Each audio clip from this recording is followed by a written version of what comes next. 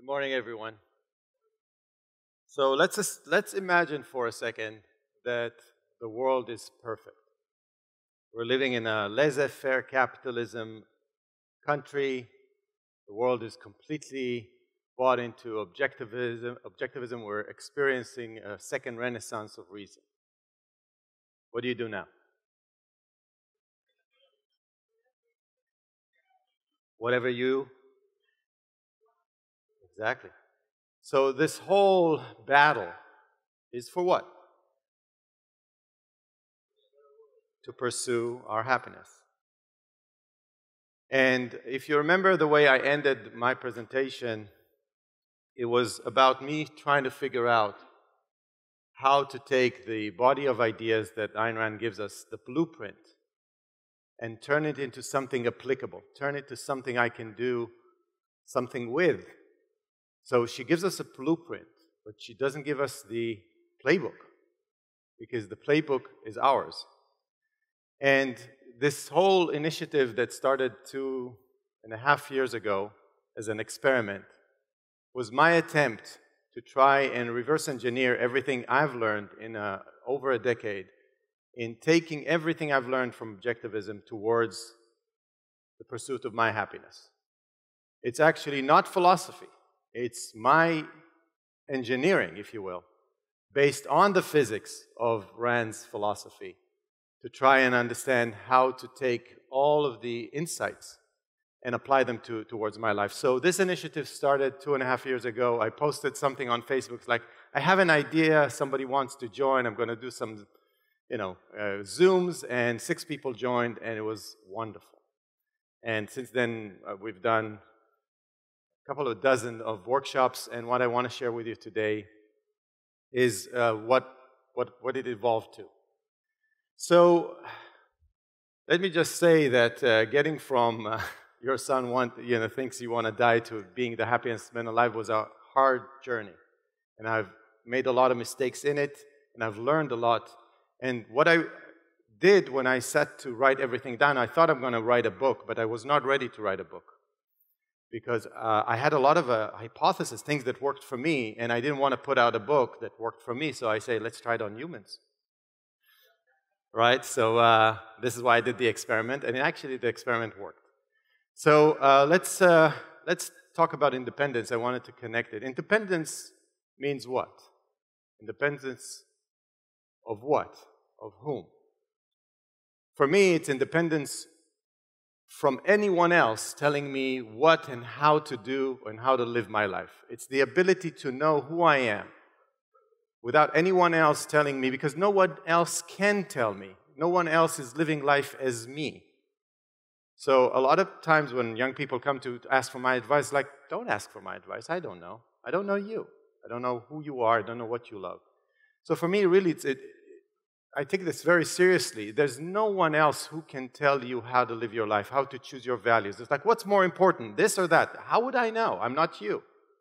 Right? So what I want you to take you through is really building your own independence, your own understanding of what your values are and how to put them in a hierarchy, how to pursue them in the only way you can do it, which is the way you do it.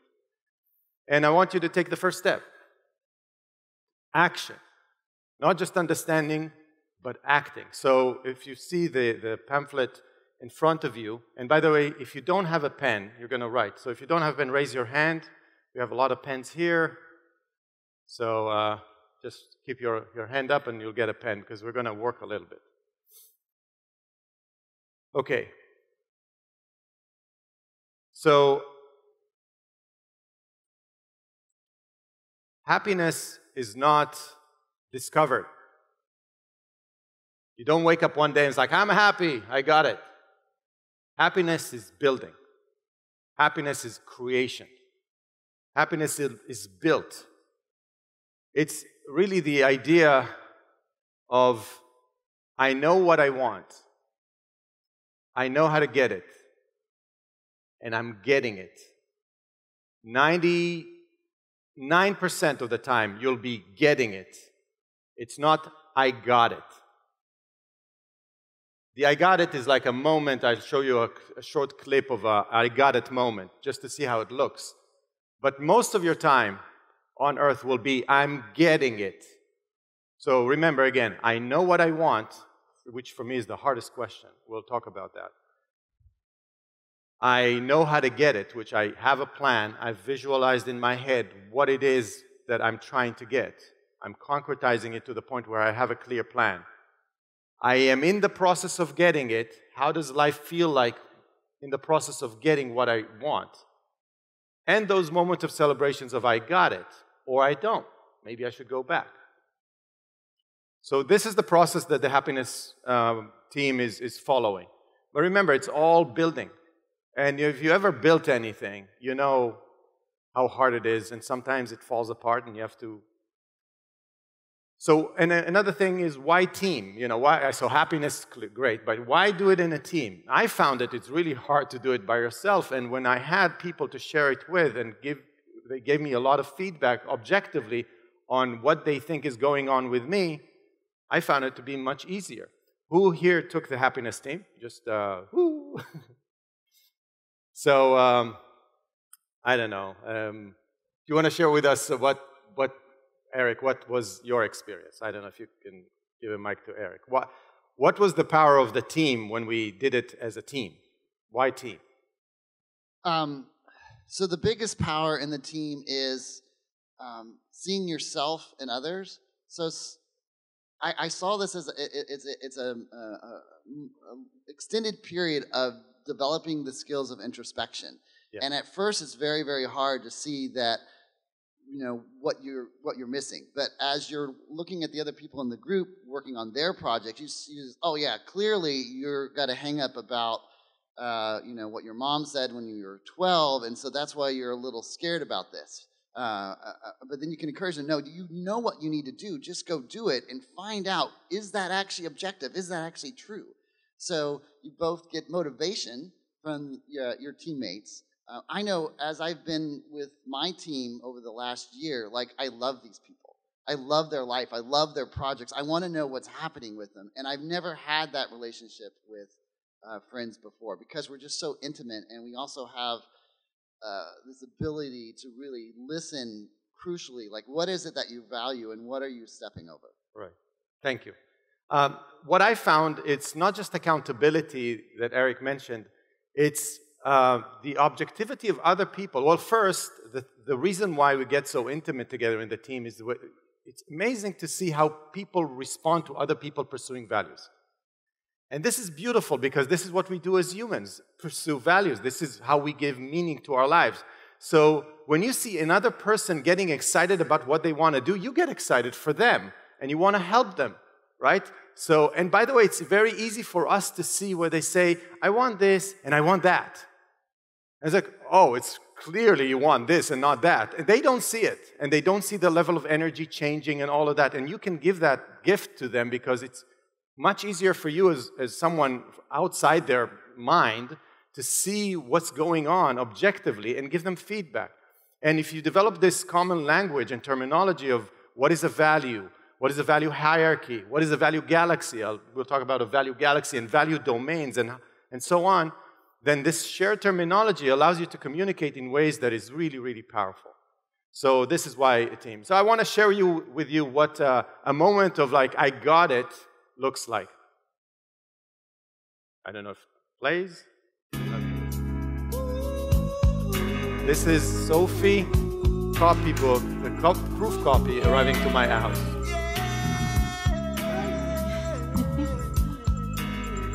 Wow.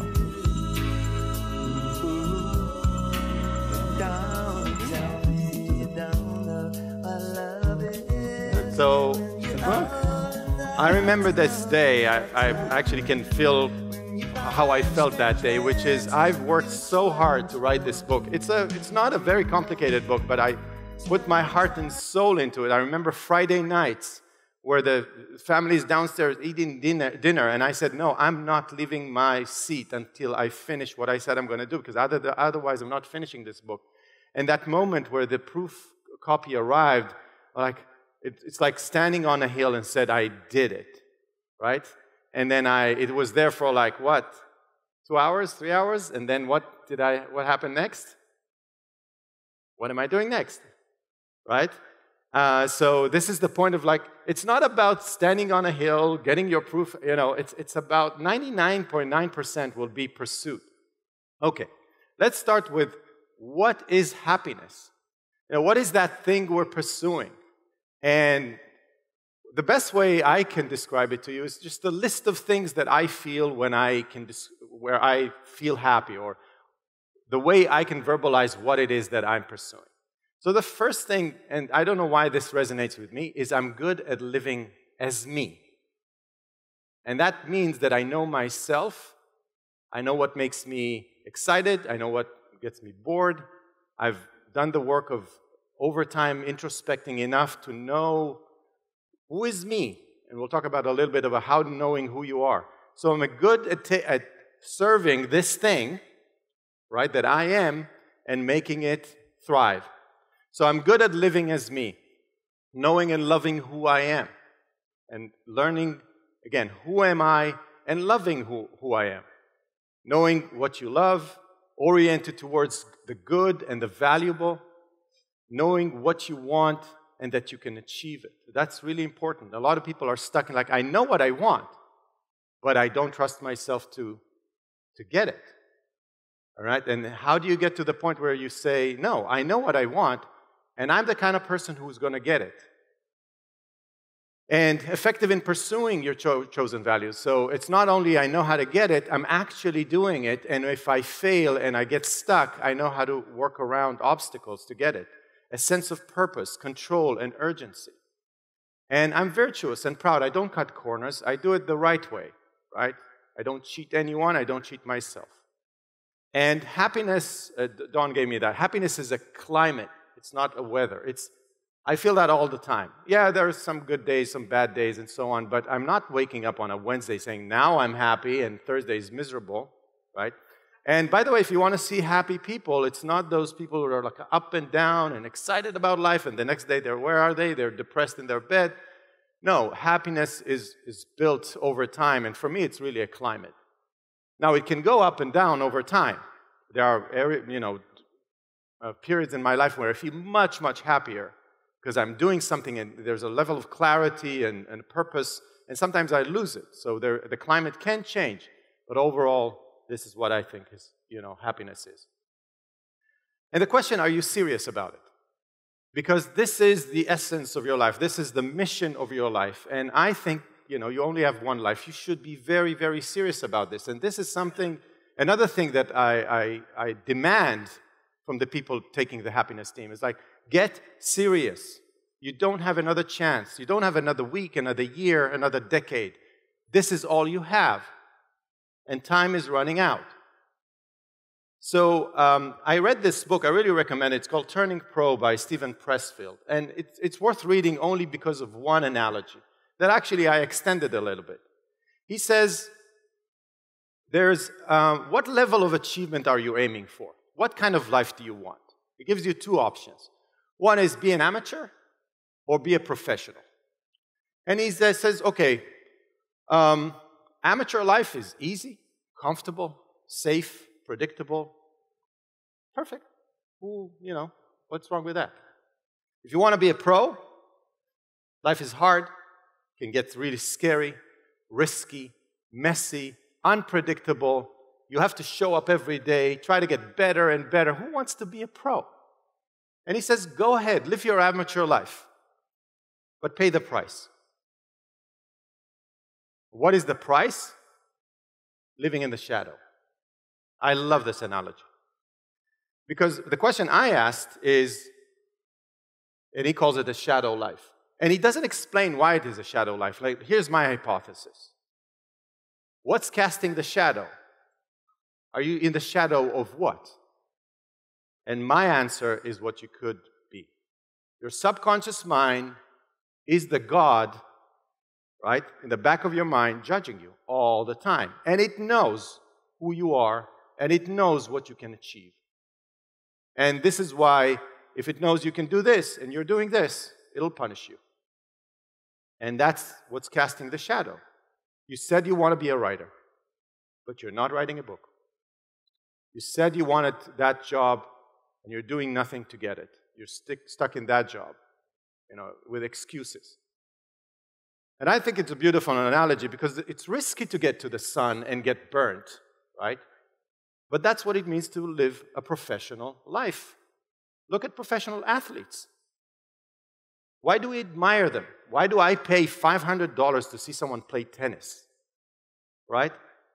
Because they do it. And by the way, 99% of them know that they will never get to the top 500. At most, they'll be coaches in a local club, but they don't care. That's what they want to do. And when Ayn Rand says happiness is a state of non-contradictory joy, contradictory of what? What can contradict? Values? Exactly. So, for me, non-contradictory means there's no contradiction between what subconsciously I know I want and who I am and my nature and what I choose to do. There's no contradiction. And if you find, there's a lot of contradictions of what we know we are, what we know we love, what we know to be true about us, and what we choose to do. And if you want to get to this state of non-contradictory joy, it's very hard to get to. By the way, it's the ultimate achievement of saying, this is who I am. Now, let me tell you a story. I introspected for about a year, okay? And I called my mom. And I said, Mom, here's the things I know about myself. I love playing the drums. Everything about beat. I don't know, the signal in the car when you do that, when it starts doing this, I immediately go. I don't know. I just love beat. And I love ideas. And I love public speaking. And she said, you had to introspect for a year? Let me tell you what you did at 3. You took all the pans out and you banged on them. And at 4 years old, your kindergarten teacher told me that you took a box and you stood over it and you lectured to the whole class about something. And when you were 7, 8 years old, you convinced your teacher on a Friday to give you, there was like a social hour, to give you the time to read your poems and to read what, your political analysis of what's going on, and so on and so forth. Yeah, I know who you are. So you have a nature, and if you discover it and you act towards it, there'll be an alignment between who you are, and that's, for me, what non-contradictory means. Okay, so we're going to start working a little bit. Here's what I want to do first. Just tapping a little bit into your subconscious, okay? I'm going to ask you a question, and I want you to choose, an answer one out of 4, which is, which category of values in your life needs the most change or needs the most improvement? I'm going to give you 4 options. One is career. Second one is wealth. The third one is relationships, romantic, family, friendships, professional, whatever that is. Or health and rejuvenation, everything around hobbies, vacation, more relaxation, whatever that means to you. What you get to do is to choose one category where your life needs the most improvement, okay? Write it down. I'm going to give you 10 seconds. Don't think too much. 10 seconds. Write it somewhere. There are blank pages on the workbook. You can write it wherever you want. Okay. Who chose career? Okay. Who chose wealth? Okay. Who chose relationships? Ooh, wow. Who chose health and rejuvenation?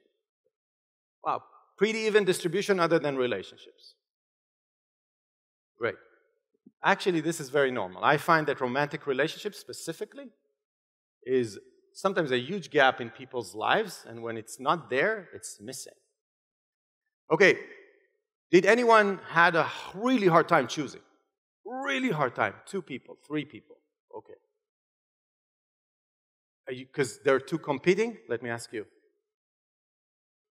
2 competing.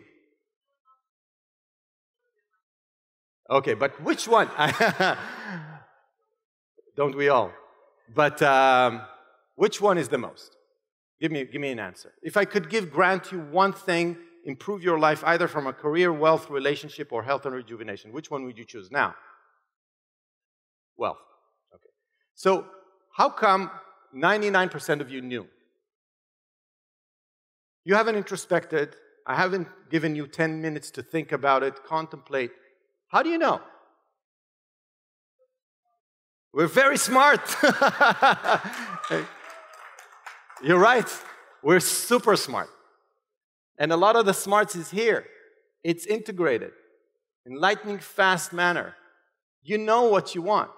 Now, I dare to say, you know the area of what you want. Knowing exactly what you want, it's much, much harder.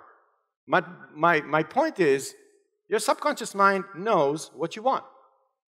It's a process to uncover and clarify it and bring it to consciousness and specify it to the point where you can have a plan and act on it. Okay, so the happiness team is a 4-step process. It starts with self-observation, which is the process of me knowing how to know myself, because without that, we're making mistakes. And I see people roaming the world their entire lives, not spending a moment knowing themselves. And it's always a shooting in the dark. Maybe I want this, maybe I want that. I'll spend a decade trying to do this just to find out I don't like it, and then I'll try this, then I'll have a midlife crisis because I have no idea what's going on. Then I'll try something else, and then done. So the process of self-observation, the art of introspection is so important. I don't remember the quote, but Ayn Rand said something, if we were introspective to a point, we would be a race of giants. A race of giants, if we knew how to introspect well. So first is self-observation. You bring all the information out from your subconscious, you put it on the table, and then you use your rational mind to analyze, what do I have to work with here? What do I know about myself? And organizing, prioritizing, putting it, categorizing into the right place. And then commitment, saying those are all the things that I know I want. Now, what do I want to do now? This thing. And you take it out and you say, I am declaring to myself and to the world and to the happiness team, this is what I want. And then you make a plan. So specific that we can all see it. So specific so we all know what success looks like in reality.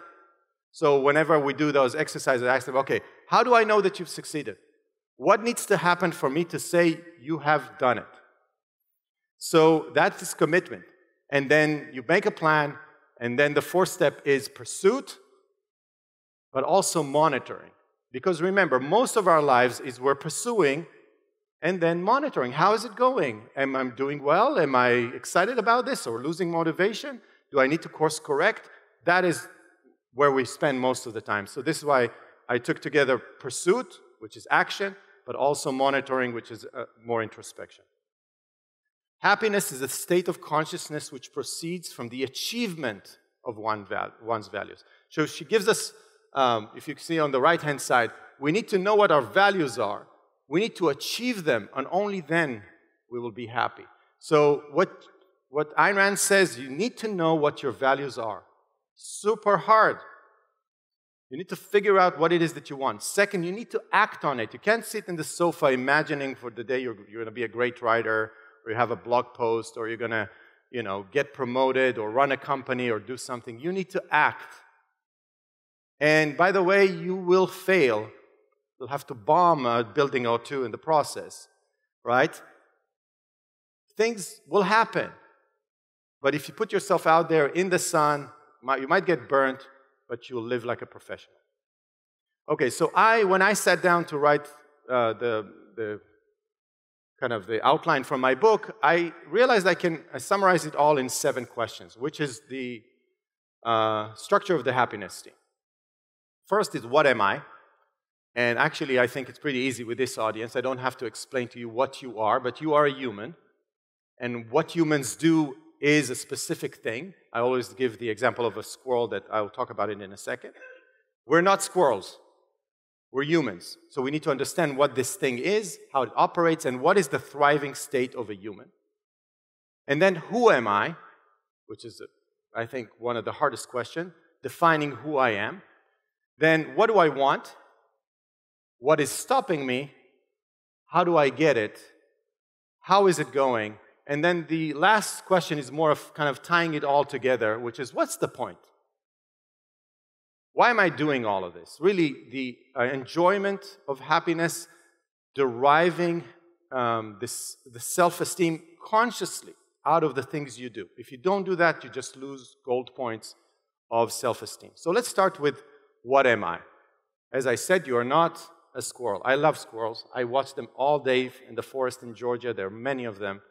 And you can easily see a thriving squirrel, and I know them, by the way. I can recognize them by now. Thriving squirrels and those that are not doing so well. And what's differentiating is that some know how to live like squirrels and some are failing, right? And if you drop this thing in a forest, what will happen? Why? We don't know how to live. How do we live as humans? What is the nature of humans? So, again, I won't give you the whole lecture that I usually give to business people that I give this lecture to, but you are human, you are conceptual beings. The way we thrive is through our conceptual mind. Reason is our means of survival. This is how we give meaning to life. Values are the conveyor belts between that and our ability to thrive. We need to do it through values. And this is how we basically rule the world, with the power of our values. Look around you. Everything around you is a process of somebody imagining something and then acting on it, making it, giving it a reality. So, again, I'm saving a lot of time here, but this is a whole part where I talk about how we as humans are thriving. So happiness is a name for a state of human thriving. Okay, so that is a really fast forward. By the way, you'll see at the end, if you want to join the full workshop, it's a 3-day workshop, you're welcome to do this. Who am I? Okay, now it's going to be a little tough. I need 3 volunteers. 3 volunteers to do something on stage with me. Come on. Okay, 1, Debbie, yeah, 2, and no, one more. Abram. Okay, let's go. Do you have microphones by the way? Oh, here, there's 1. You can use 2. Okay.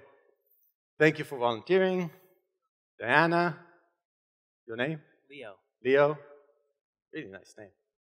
Abraham. Abraham. Okay. I have a really easy question for you. Who are you? A student. A student. What else? A writer. A writer. A thinker. Okay.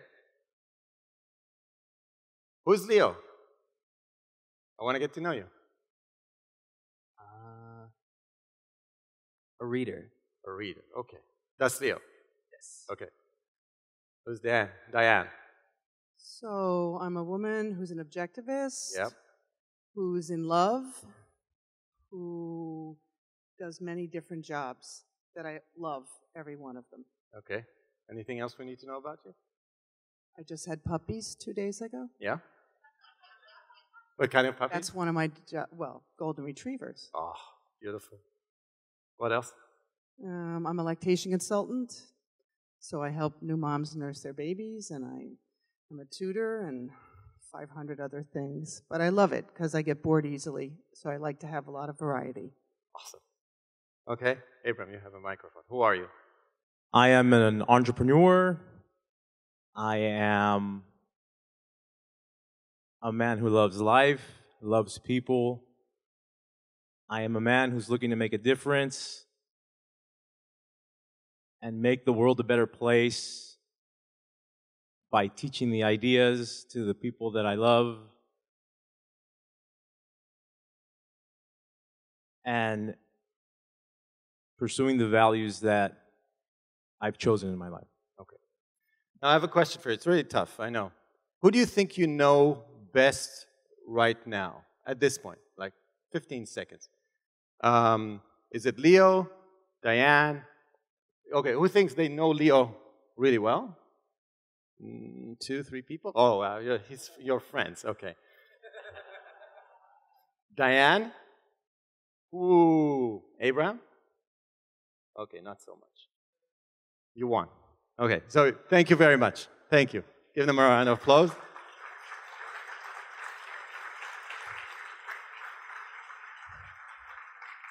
Why do we know Diane more than we know Abraham and Leo? She was specific about what? Her values. Did she tell you what she's after? Did she tell you what she loves? Right? Just a couple of things. And we know you. And it's the same for asking the question, who am I? If you want to answer the question, who are you? There's no way for you to open your mind. It's like, here is Abraham, right? But if you express what it is that your subconscious mind and your conscious mind find meaning in, then we know who you are. And you know who you are. And the more specific you are about what in life gives you meaning, and it could be so many things, I'll give you a slide to write those things in a minute, the more you know yourself. So the vehicle of knowing who you are, answering the question who you are, is only through values. If somebody asks you who you are, don't give them the demographics. I don't care where you live. I don't care how old you are. I actually don't care how many kids you have, unless you tell me you love them and what they do and what it means to you. I won't remember that. By the way, I know a lot of people in the room. What do you think I remember about you? What you told me, where your eyes were glowing with passion about something. And that's what I remember. That's what I take with me. That's what people, know about you. That's what they take from you. And you can inspire people by showing them what it is that you love. By the way, when they say the world, universe will help you, it helps you when you really tell the world what it is that you want. Passionately. So let's turn to page 1. And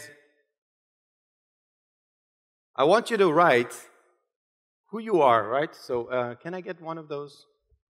Yeah. So I know. I want you to answer quickly, I'll give you a minute. What makes you special? And what do you love most about life? Just take a minute to answer that question. I know it's hard. We're just doing a sampler here. Thanks.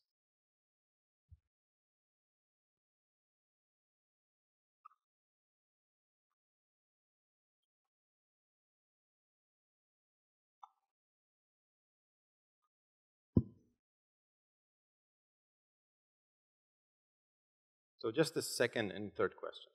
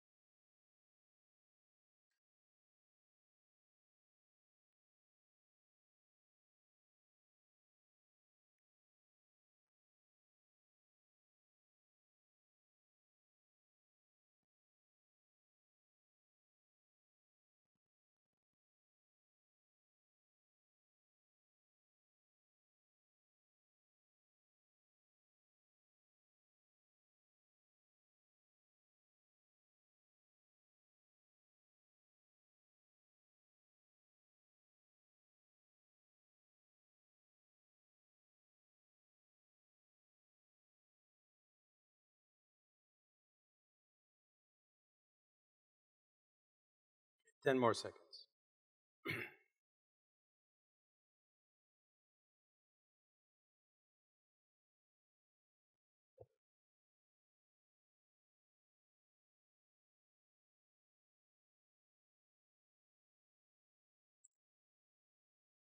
Okay, so who is really happy about how they answered, what do you love most about life? Alan is. Who else? Okay. You just raise your hand. Amanda, you pick someone who's really, really excited about what they answered. Keep your hand up.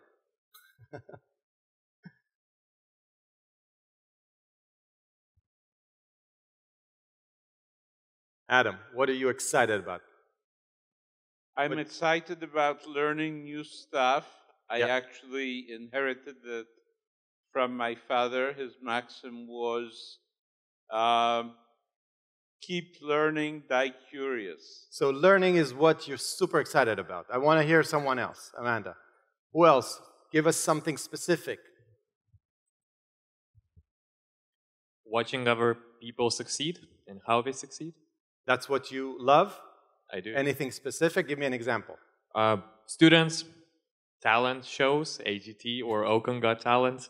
My friends achieving some of their careers. So that's what gets you going. Okay? Give me one more.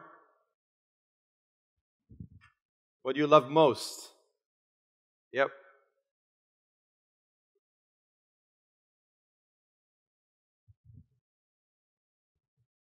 I love spending time with my family and my new son. Your family and? My new son, my youngborn. Your son? Yeah, my son. Okay, great. And one more. Amanda is going deep into the audience. What do you love most about life? Hey guys, I'd say what I love most about life is the magical problem-solving ability that happens. Great, problem solving. Give me the problem you want to solve.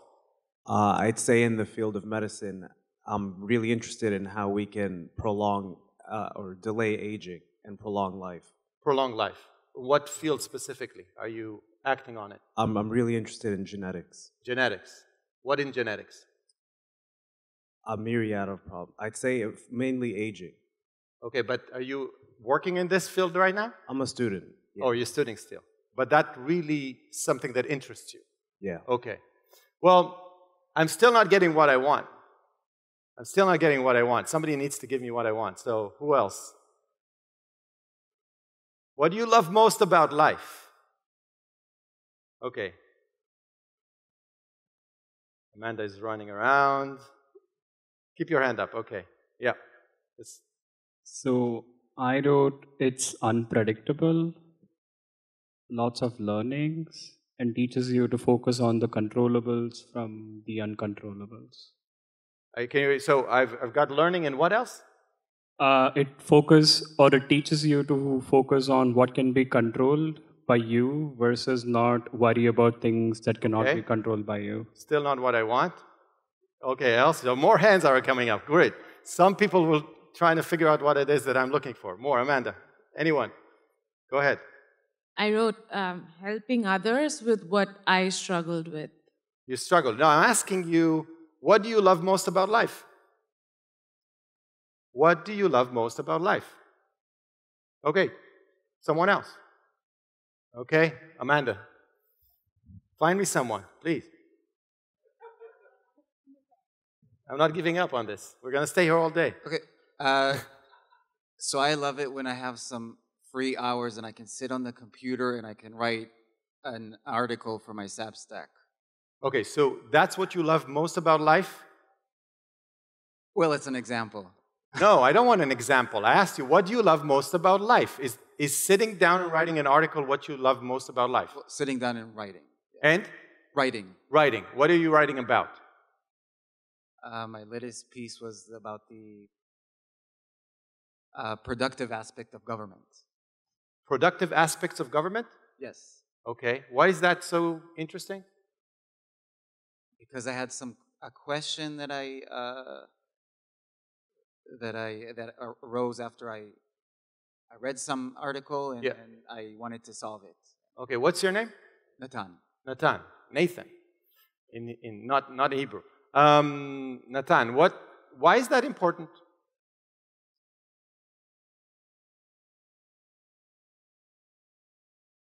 Why is it important to you?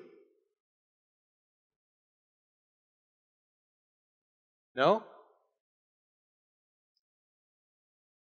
I'm trying to think importance in the long term and the short term. A little bit closer, I can hear you. I'm saying I'm trying to think about importance in the long term, the short term. Why is that important to know government, productive government, or what you're writing about? Why is it important? It's important because if we live in a free society, then the question is, why would we want to voluntarily fund a government if it, for example, if it doesn't create value? Okay. Are you willing to spend the next decade thinking and writing about it? Not this particular issue. What? This particular issue, no. No, but writing about those kind of things? Yes. Are you willing to spend the next decade doing it? Yeah. Okay, and what will life look like in a decade when you do it?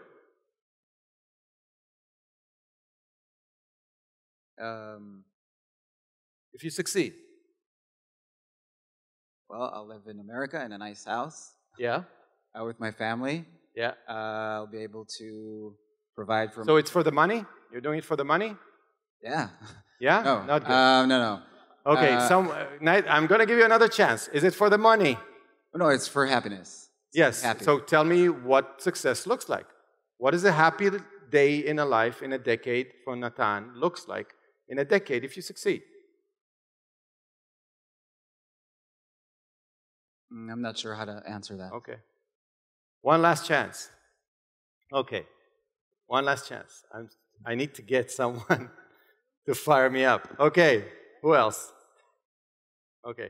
You can lower your hands. I guess this is the last person. We'll try. I wrote a few things down, but Let me, before you answer, read you the question again. What do you love most about life? The answer is?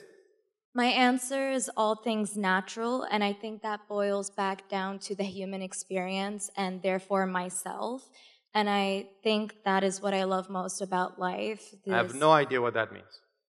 That exploration of consciousness or my personal individual psyche and understanding. So what you love most about life is to introspect? Yes. What does introspection look like when you introspect? Introspection is understanding my passions and interests and why they exist and where they derive from. So what do you do with it? What I do with that is understand the source of my personal happiness. And what do you do with that? Pursue that happiness. What does that look like? It looks like, as you said, commitment to something that I feel would fuel my life and allow it to thrive. I still don't know what it means. Okay. So, I don't want to take the whole lecture. Here's what I was looking for.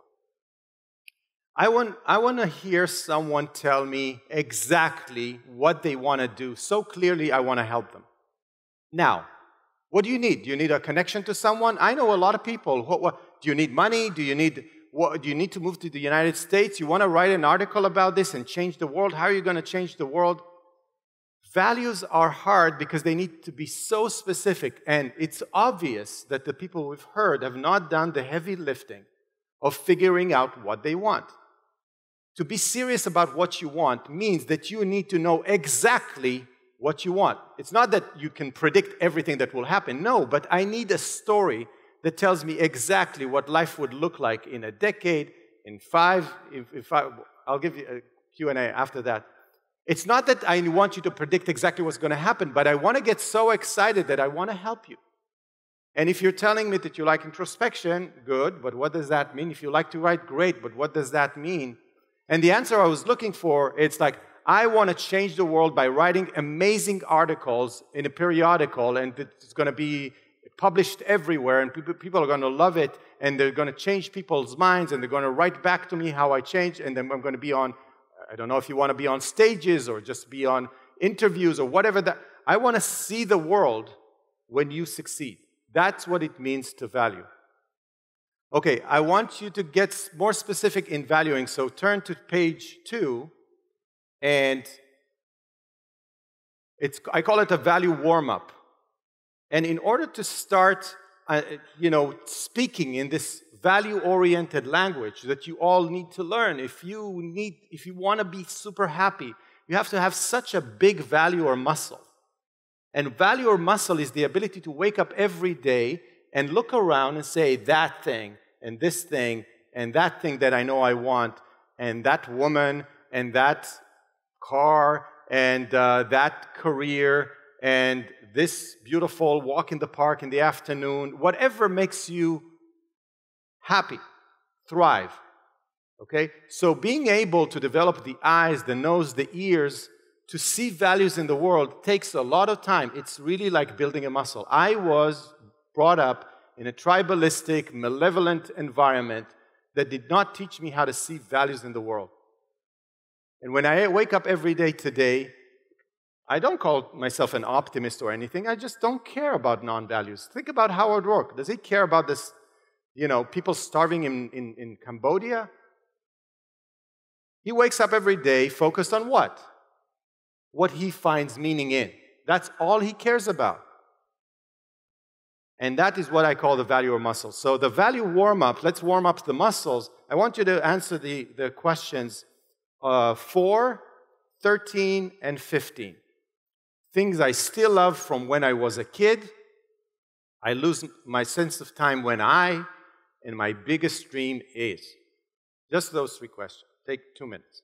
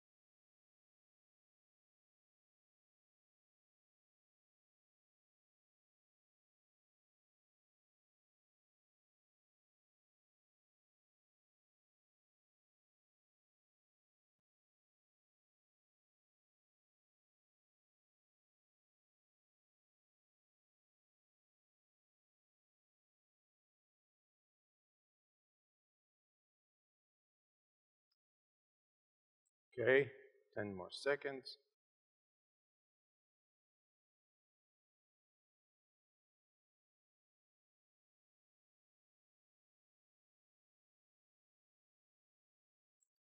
Okay.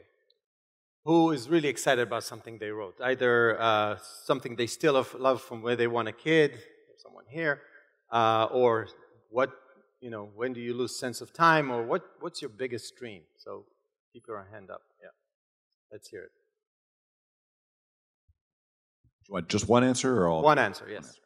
I lose my sense of time when I play my violin. When you play your violin, get me into that moment. What does it feel like?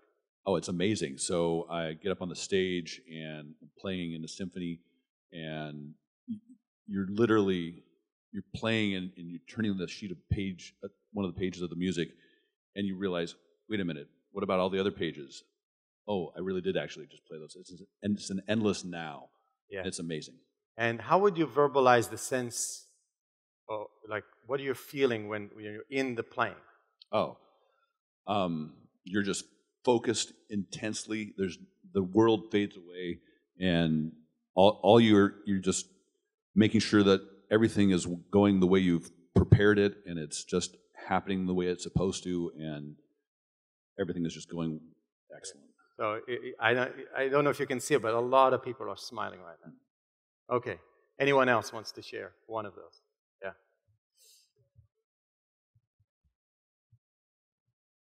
What is the answer? The question you're answering? Things I still love from when I was a kid. Yeah. Telling stories. Telling stories. Yes. So tell me something you did when you were a kid and something you're doing now that is the same.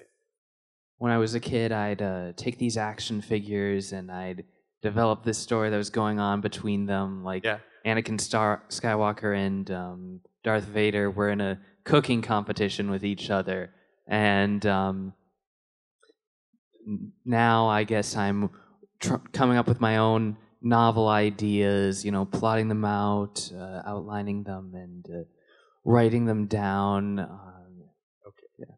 So you see how a simple exercise like just prompting the right questions sound way more integrated, right? More intense, more true, more, what's the word I'm looking for? More yours. You can feel that violin and storytelling is their values. It's clear that in the energy in their voice, the way they describe it, you know that this is a true value. This is not a made-up value. This is not a second-handed value. It's very easy to see. When I hear people, oh, I love my family, I spend time with my family, it's all great, we get in a family. This is not your value. Right? But when you say, I play the violin and I'm like, get lost in it, and it's 2 hours has passed and I just started warming up, or I made up stories with the action figures, or I can plot I'm watching a movie and I'm not with a movie, I'm in my head creating another movie. This is where you can see in the eyes, in the energy, that this is a meaningful value. Now, where do you take that thing? That's a big question. But we know this is a value warm-up. We know that we are now connected to something that is true, a genuine, it's yours. So what I want to do next, to really start bringing those things up, is I want you to start observing yourself. I want you to open a blank page. Where is it? Let me see. Okay, so a blank page, maybe on the other side of, on the other side of page 3. Okay, so page 3 is that table. On the other side, I want you to take a couple of minutes to write all the things in the world that you find meaning in, but just a list. Don't write anything about it, just the people in your life, the places you love, the activities you love, the hobbies, just a list of all the things that you find meaning in. Music and philosophy and whatever that is. Just make a shopping list of all the things you find meaning in. Take a minute. It's a race, yeah? Okay, so as long list as you can make it.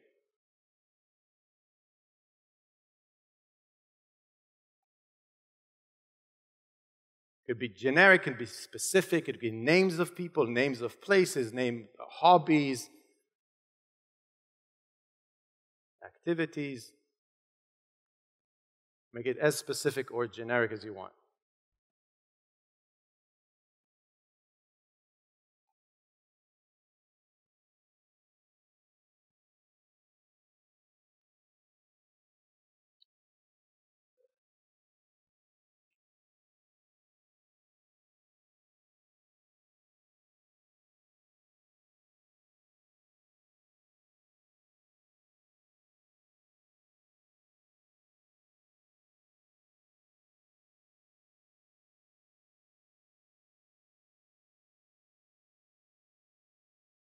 Give you some ideas, some prompts. If you want to look at the slide, it has all kinds of prompts.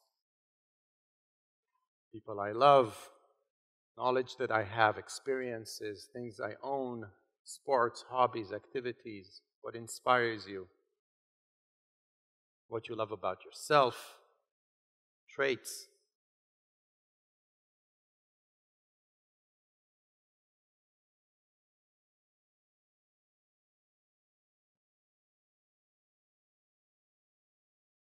Okay, so I want you to circle one thing. I don't know why you're going to circle it, but that's the thing you want to focus on right now. One thing out of that list, circle it. And I want to take to that thing and write it in the next page, which is page 3. You see a table. And I want you to write it down on the left column, which is the one good thing. You write it down, what it is.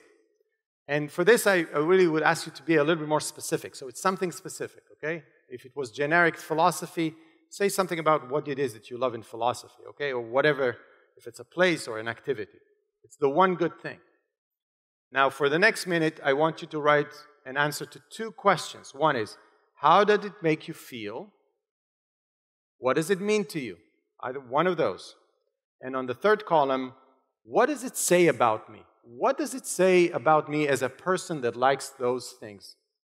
Take a minute to answer those 2 questions.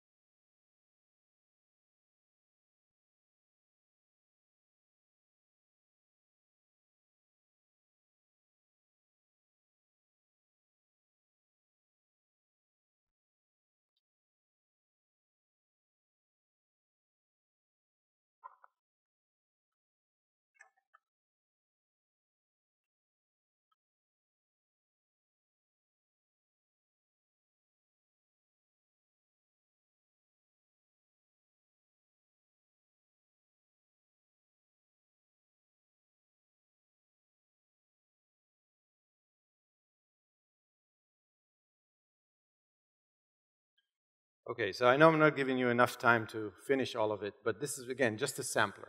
If you will take one thing out of this workshop, it's this exercise. I trained myself for months. I learned it from Jean Moroni-Binswanger. She taught me how to do this.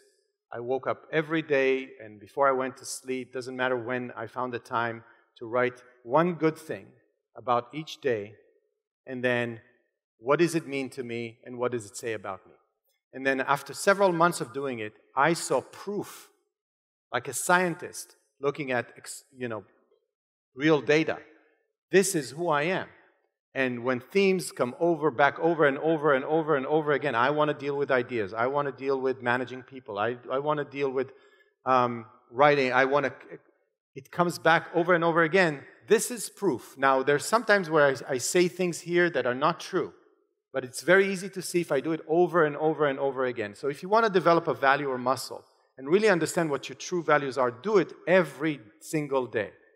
Before you go to sleep, take 5 minutes. What was good about today, or what is good in general in my life?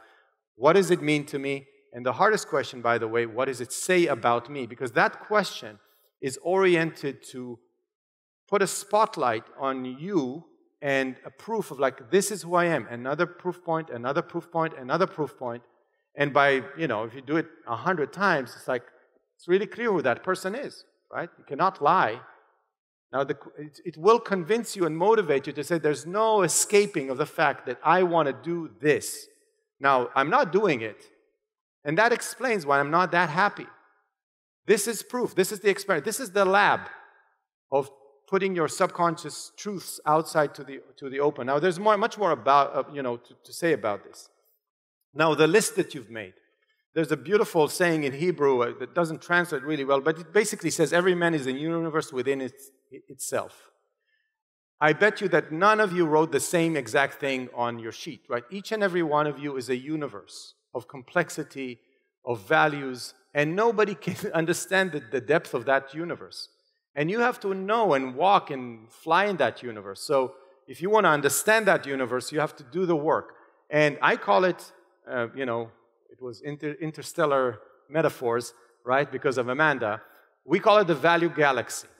I built a tool that I find really effective. I have two things on my whiteboard that is in front of me. I have this thing and then the thing that comes next. I call it my value galaxy. I took all the things that I love in the world and I plotted them out. What I did in the beginning, before it was a value galaxy, I took a lot of sticky notes. I took a wall in my house and I started putting sticky notes of all the things that I value in life. And it was a mess. For weeks and weeks, it was like 50, 60, 70. And then if you take a step back, it's like, I can organize this. Like, those are the things that have to do with me being a competitor. Those are the things of, me being a writer. Those are the things of me being a musician. Okay, those are my type of relationships I like. The people that I like, wow, they're really the same. It's the same type of intellectual people who are really smart and achievers. Those are the people I like to. So what I've done over time is like iterated to the point where I had this galaxy, and then I started understanding there are themes in my value galaxy. Like, I call it value themes. And by the way, what we did before, like, who are you? If you have your value galaxy and you read me your 5 or 6 value themes, I know you immediately. Because you would say, I'm the kind of person who loves philosophy and truth and abstract ideas, and I love managing people, and I'm creative. I love communicating ideas. I love being on stage and communicating. I find that my energy goes up when I do that. I fight for freedom. I love being independent and financially independent. Music, I love music, and so on and so forth. If you just do that for a minute, just reading your value themes, I know you immediately, because that's the integration of work that has been done over months to clarify for me what my value galaxy looks like. But that's just the first step, because now you know all the things that you love about life. But that's a universe of values that you can be pursuing, but your time is limited. So the question is, what do you want? Because you cannot have all of that. By the way, a lot of those things you already have. You don't need to do anything, right? Or you need to maintain to gain or keep, right? But what do I want? What do I want to focus my energy and my time in that galaxy, where should I take something out and say, that is the thing I want right now? And I call it learning to want. Learning to want, it's something, again, that I think takes a lot of time and energy to learn, which is want something, really want it. And if you don't really, really want it, work on wanting it. And if it's not that thing, think about another candidate in your galaxy where it will kind of raise your level of motivation and excitement to want something. And sometimes the wanting has to do with specifying.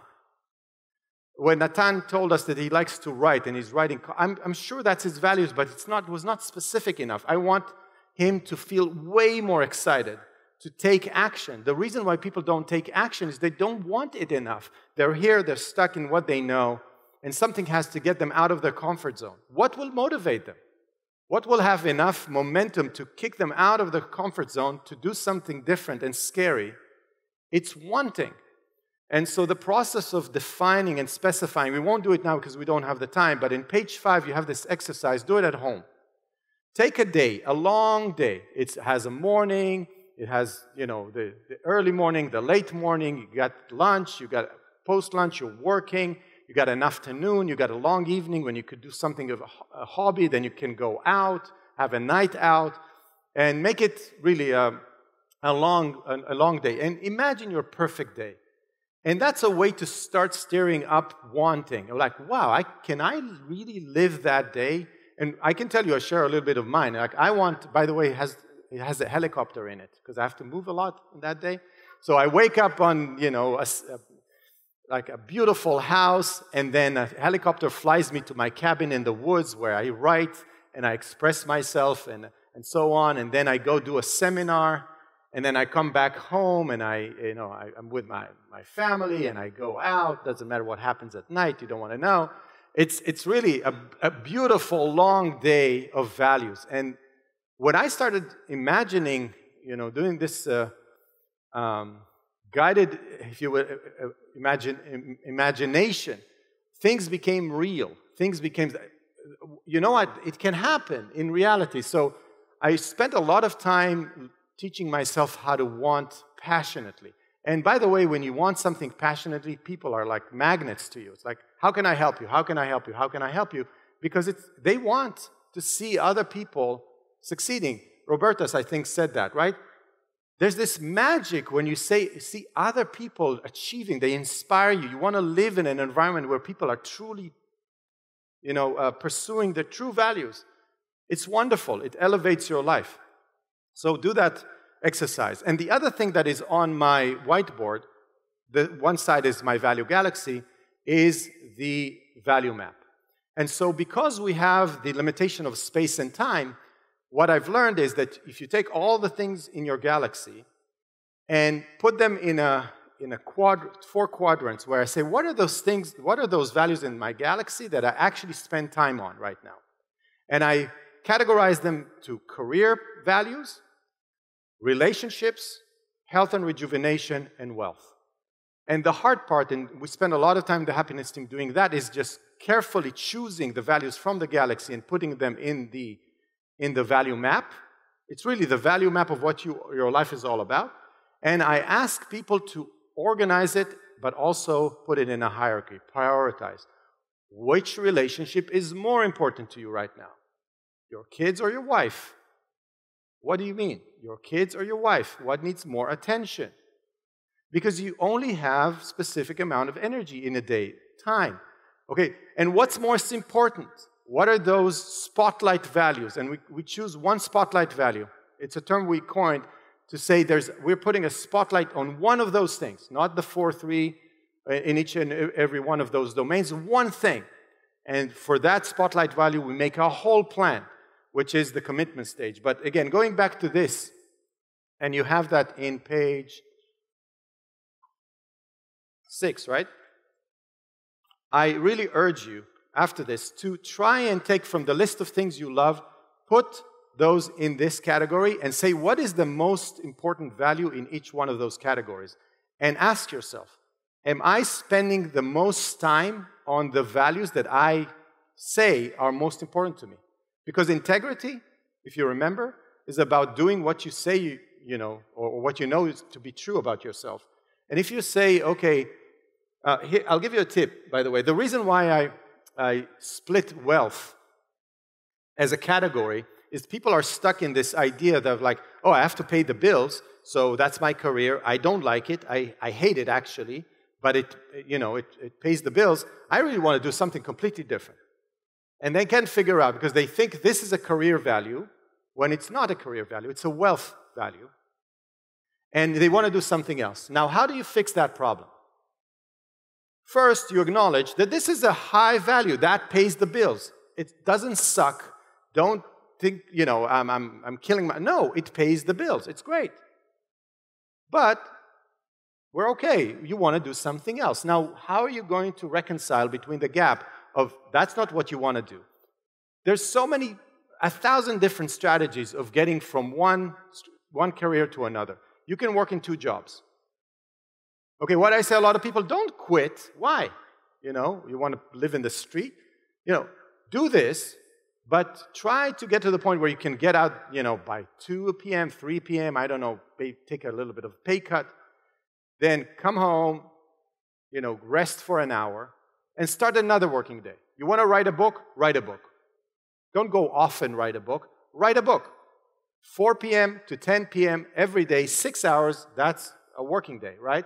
Are you serious about this? Prove to yourself to the point where, like, you know what, I'm writing something so good, or I'm doing something. We had someone who said, I'm a chemical engineer, or sorry, industrial engineer. I don't like it. I love robotics. I want to do robotics. I don't care about this anymore. I'm working in this company. They pay me a lot of money. I don't like it. And he's frustrated and stuck in that frustration for a couple of years. I was like, okay, you want to do robotics? Yes.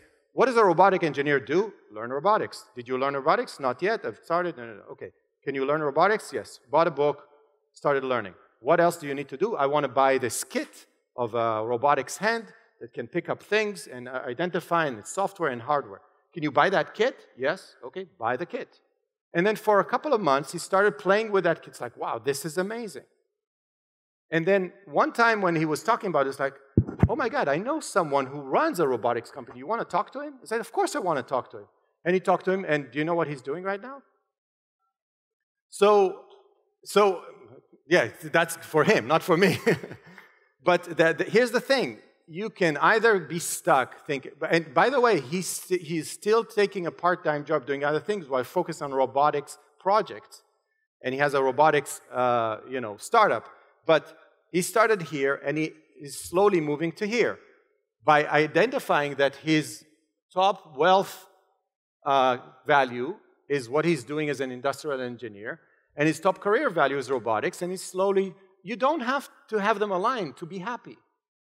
I'm making more money, don't tell anyone, I'm making more money with my real estate investments than my salary. Okay? That's the top value in my wealth. I don't want to do real estate. I hate real estate. I find it boring. Renting houses to people, some people love it. Great for them. So I look at this like, yeah, I need the money for what? For energy to pursue values in other things. Money is time, or time is money?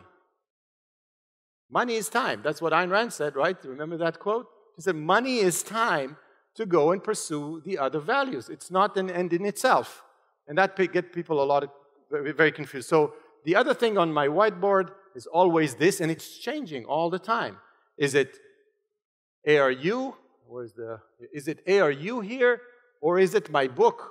They're competing. By the way, I'll share do you know what I do Thursday right after the conference? I'm stuck with my book for months now. I can't figure it out. So I was talking to my editor, and I said, we're stuck in this ping pong. You send me another version. I correct it. We're not getting anywhere. So what I'm going to do, I'm going to fly out of OCON. I'm taking several days off. I'm going to refresh in my house. I'm going to fly to wherever you are. And I'm going to check into a hotel next to your house. And I'm not leaving until we finish the editing. Because I realize that I have a chance now to work on my top. It really is becoming my top. I'm stuck. I mean, the happiness team is not going anywhere because I'm not evolving it, and I need the book. So it actually switched a little bit, and I'm taking the time after OCON to go and work on finishing my book, because I have to do it. So, by the way, the joke is that I say, and I'm going to fly to next to you, I'm going to check into a hotel, and it was like he lives in, like, I don't know, Chicago, or maybe, you know where he lives? In Normal, in Illinois. I didn't know this place existed. It's next to nothing. I'm going to be stuck there for a week, and maybe it's a good thing, there's nothing to do. But this is how the value map serves me, consciously looking. It's like, okay, now it's time to focus on this. Now it's time to focus on that. My relationship with my daughter needs some attention. Great. What am I going to do about that? Health and rejuvenation. Exercise more, exercise less, what is going on, and so on and so forth. So you can map your life there. And if it's in front of you, it makes it so easy. You are in contact with your subconscious mind. It's in alignment, and it gets you to this non-contradictory state. And committing to something, I always say imagining it is hard, committing to it is hard, achieving it is hard, but all are necessary. This is the beauty of the pursuit of happiness. Otherwise, it'd be boring. And I won't give you the whole talk because you guys are all objectivists, or at least understand objectivism to the point where you understand the role of emotions. I give a big talk about that during the happiness team and to people who are not that familiar with philosophy. But it's really what's stopping you are emotions. And if you don't understand what emotions are, what their role is, you cannot work with them. The role of emotions. So I have those quotes that you all know by Ayn Rand that really explains what they are, what is their nature, and how to work with them. It's really just the pleasure and pain mechanism of man's body is an automatic indicator of his body's welfare or injury, a barometer of its basic alternative, life or death. So the emotional mechanism of man's consciousness is geared to perform the same function, a barometer that registers the same alternative by means of two basic emotions, joy or suffering. And of course, this, like automatic results of your judgments. Your subconscious mind immediately judges everything and projects an emotion to you. And if you're stuck in just not knowing where those emotions are coming from and understanding the value judgments that create those emotions, you're talking to what? You're guided by what? So I always love to simplify it with like a very quick example. Somebody says something nasty to you, okay? And they say that to you, and immediately it goes to your subconscious mind that does the balance, like, is this good for me, bad for me? And let's say you get a negative emotion of like, I don't know, anger. And so the question is, you receive it. And you can make two errors. One is to focus on emotion. Just, I'm angry, I'm going to act on anger. That's it. That's what a lot of people do. I'm angry, and you said that, and you start arguing, and so on and so forth. That's acting on emotion. Another thing that is wrong is to repress it, ignore it. It doesn't exist. I'm not angry. It's okay. By the way, us men, I don't know, that's my experience, we're really good in repressing. It's like, okay, I feel really, really bad about what she said. It's going to pass by tomorrow. I did that for years, only to explode without understanding, like a week later, why am I exploding? So don't do those two things. What you really want to do is to acknowledge the emotion, name the emotion, and then understanding the value judgment that comes behind it. I want to give you an example. I want to tell you a story. Some of you have heard it in the happiness team. So if you can't read it, I'll tell the story. I have this beautiful 7-question. You have it in page 7. You can follow me.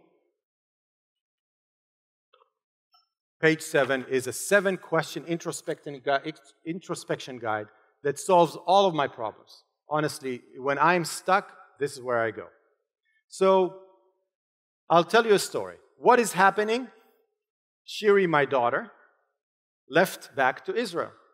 She teared up. I did too. I was in the airport. I felt bad after she left. That's the facts. No evaluation whatsoever. Okay? Give me the facts. Then the second question is, how do I feel? I was driving back home. I was frustrated. And actually, when I sat down to write it, I felt there was a sense of helplessness in that experience. Okay, I named the emotions that I was feeling. Then the third question is, why do I feel it? What is the cause? What is the need at stake? So what I wrote is that the reason why I'm feeling it is I still don't accept her decision to join the Israeli army. I think she's making a mistake. I want her to be happy and don't think she's taking the path that is right for her. That is the value, that is the cause of the emotion. Now here's the hard question. What is the thought or value judgment behind the feeling? What creates the feeling? Oh, okay. Why am I actually thinking this? What is the value judgment? The value judgment is that I know what's good for her, right, for Shiri. My advice is the right one for her. I want to direct and have an impact on her journey. I don't like it when she doesn't listen to my advice. This is the reason behind the emotion. Now, it's time to be a judge of the value judgment and ask yourself, is that true? Is that rational? Is that objective? And the answer was immediately no. I don't know what's right for her. I think I know her, but she knows herself so much better. I'm 50, she's 19. I can't project my life, values and experience on her. She needs to pave her own path. I can't make her happy. Only she can. I need to do the opposite. I need to encourage her to make her own decisions and be supportive. I should voice my opinion if she asks for it. So what do you do in a case where like, I'm frustrated, I feel helpless, I can't help her, she's making a mistake, when you're sitting in your desk and you're saying, and that's all BS. I am wrong. My subconscious mind is wrong. I always like to think of my subconscious mind as a 4-year-old. I love him to death. But he's a 4-year-old. So what do I do with a 4-year-old? I educate it. And I tell it you're wrong.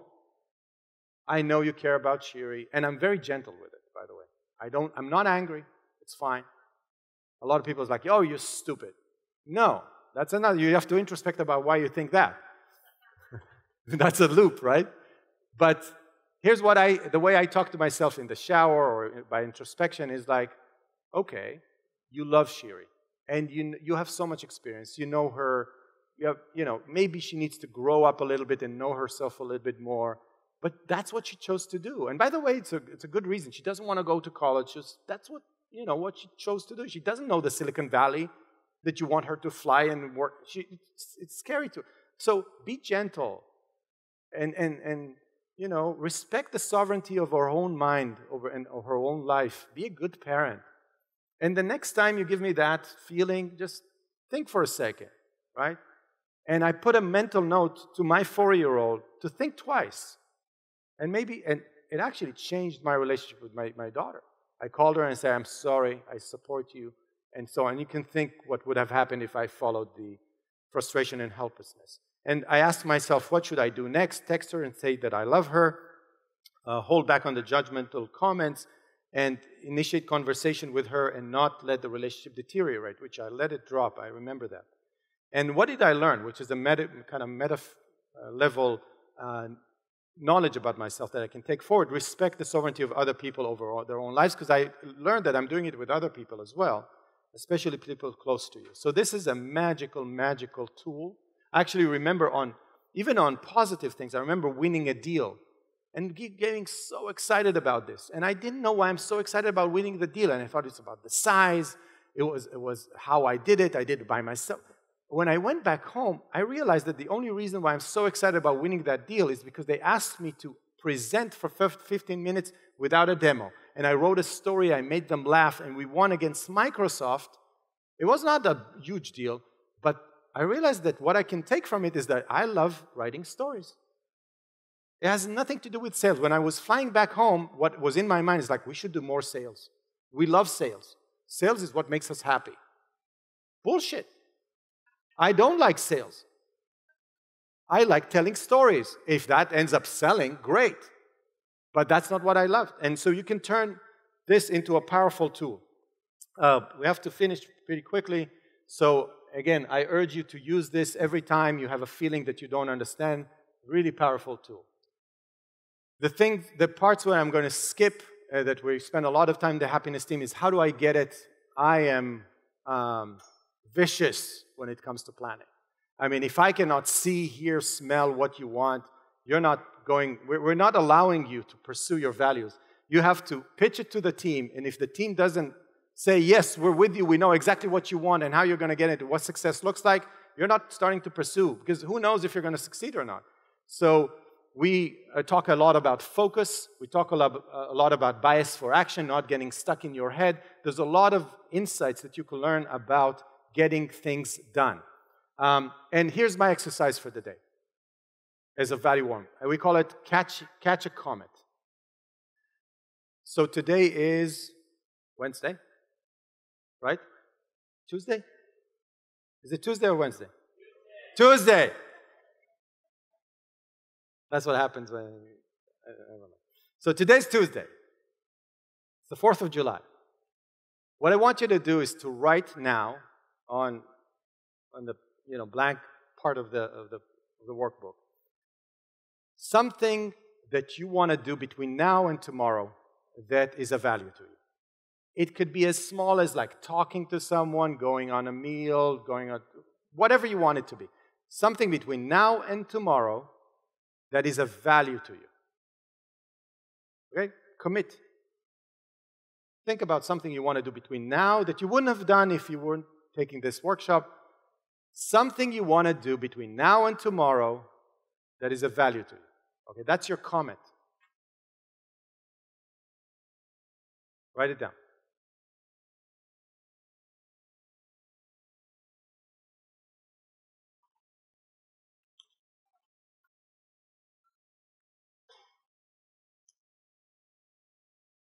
Okay.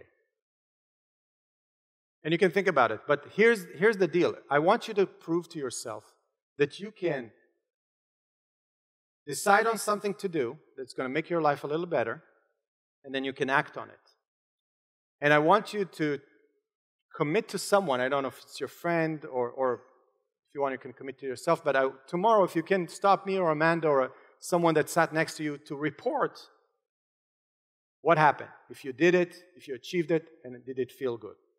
Those little loops is the same as changing a career, the same as pursuing huge values and writing books. It's just the same process, but just a quick loop rather than a big one. Decide what you want to do, go act on it, and see what happens. I hope you succeed in it. Sometimes it fails, I wanted to talk to someone really bad, but they were not available or something like that. Okay? But that is the process of valuing. Knowing what you want, acting on it. So that's a little comment. And again, I'm rushing through this because we're going to do the whole thing over the 3-day course and not an hour and a half, learning how to derive happiness out of the doing. And the last one is, what's the point? And I'll end with that. The point is pride. Your moral perfection, in real terms, is you need to know who you are, what you can be, what you want to do, how you want to spend your time to the fullest. Experience and act and fail and try again and develop the self-esteem of knowing that you know who you are, you know what you want, and you'll die trying. Thank you very much.